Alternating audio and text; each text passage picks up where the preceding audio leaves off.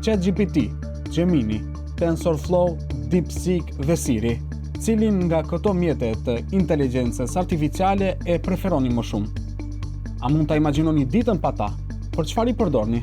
A do ta pyesni ChatGPT-n ku do të shkoni me pushime? Si do të ushqeni, sa të flini? Ka edhe raste të tilla. Ja sa i madh është bërë ekspansioni i inteligjencës artificiale, veçanërisht gjatë vitit të fundit.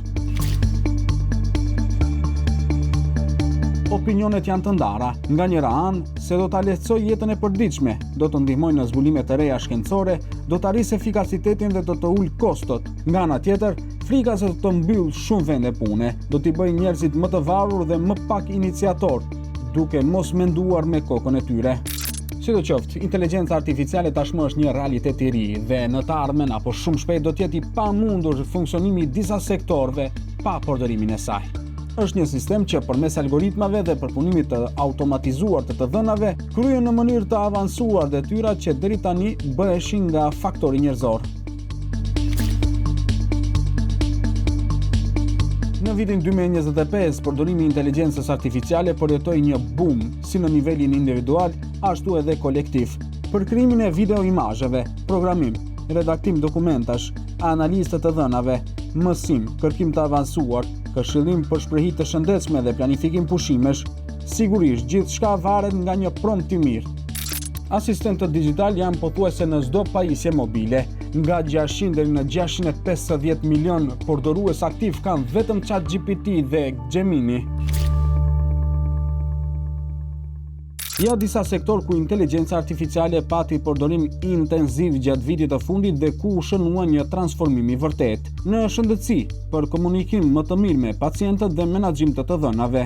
Revolucioni më i madh pritet me diagnostikimin e hershëm përmes algoritmeve. Në financa, ndihmon në zbulimin e mashtrimeve dhe në analiza më efikase të tregut. Në tregti dhe marketing, algoritmet që analizojnë sjelljen e konsumatorëve rrisin efikasitetin e shitjes.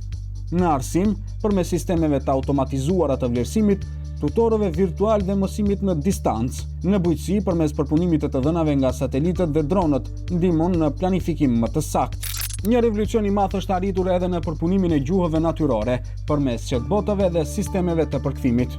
Chatbotët janë veçanërisht efektiv në sektorin e shërbimeve dhe hotelerisë, për rezervime dhe shitje të personalizuara, duke ofruar mbështetje 24 orë për klientët, në sigurinë kibernetike, për zbulim më të shpejtë të kërcënimeve, në burimet njerëzore për ndjekje automatike të performancës së punonjësve. Shkrimi automatizuar i teksteve, tregimeve apo këngëve tashmë është përditshmëri.